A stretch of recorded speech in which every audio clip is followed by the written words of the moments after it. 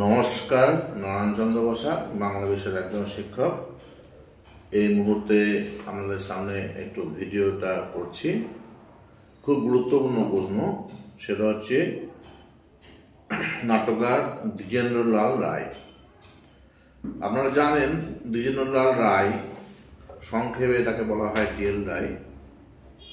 তিনি নদিয়া জেলার প্রধান শহর বা সদর শহর হচ্ছে কৃষ্ণনগরে তার জন্মগ্রহণ করেছিলেন। তাই সে DL রায় সম্পর্কে যারা জানতে চান, নদিয়া জেলার যদি জানতে চান বা সাহিত্য হিসাবে যারা জানতে চান, তাদের ক্ষেত্রে খুবই গুরুত্বপূর্ণ। আর যে কোনো ইন্টারভিউ যদি ধরেন আমরা SLST ইন্টারভিউ যদি দিতে চান, তাও হবে, এটাও হবে। তাই শুরু করছি। দ্বিজেন্দ্রলাল রায় কবে জন্মগ্রহণ করেছিলেন?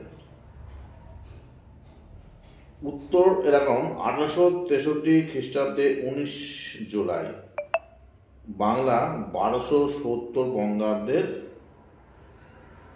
4 বা 4 শ্রাবণ। দ্বিজেন্দ্রলাল রায় এর পিতা ও মাতার নাম কি? পিতার নাম দেওয়ান কার্তিকেয় চন্দ্র রায় ও মাতার নাম প্রসন্নময়ী দেবী। দ্বিজেন্দ্রলাল রায়ের কুল পদবী কি ছিল? এটা মনে হয় অনেকেই জানেন না, খুব গুরুত্বপূর্ণ প্রশ্ন। দ্বিজেন্দ্রলাল রায়ের কুল পদবী চক্রবর্তী। তো আমরা তো শুধু রায় রায় জানি, কিন্তু কুল পদবী হচ্ছে চক্রবর্তী। দ্বিজেন্দ্রলাল রায়ের পিতা কিভাবে রায় পদবী পেয়েছিলেন? কার্তিকেয় চন্দ্র ষষ্ঠীদাসের বংশধর মদনমোহন অর্থাৎ মদন গোপাল নদিয়া রাজের সেনাপতি পদে যোগ দেবার সময় রায় উপাধি গ্রহণ করেন। দ্বিজেন্দ্রলাল রায়ের কয় ভাই কয় বোন ছিলেন? 7 ভাই ও 1 বোন ছিলেন, যথাক্রমে দ্বিজেন্দ্রলাল রায়, রাজেন্দ্রলাল রায়, দেবেন্দ্রলাল রায়, জ্ঞানেন্দ্রলাল রায়, সুরেন্দ্রলাল রায়, নরেন্দ্রলাল রায়, হরেন্দ্রলাল রায় এবং 1 বোন মালতী। দ্বিজেন্দ্রলাল কোন বিভাগে চাকরি করতেন? ডেপুটি ম্যাজিস্ট্রেট হিসাবে ছিলেন। এবার একটা গুরুত্বপূর্ণ প্রশ্ন একদম চলে আসছে। নূরজাহান নাটকটি রচনার কাল উল্লেখ করুন।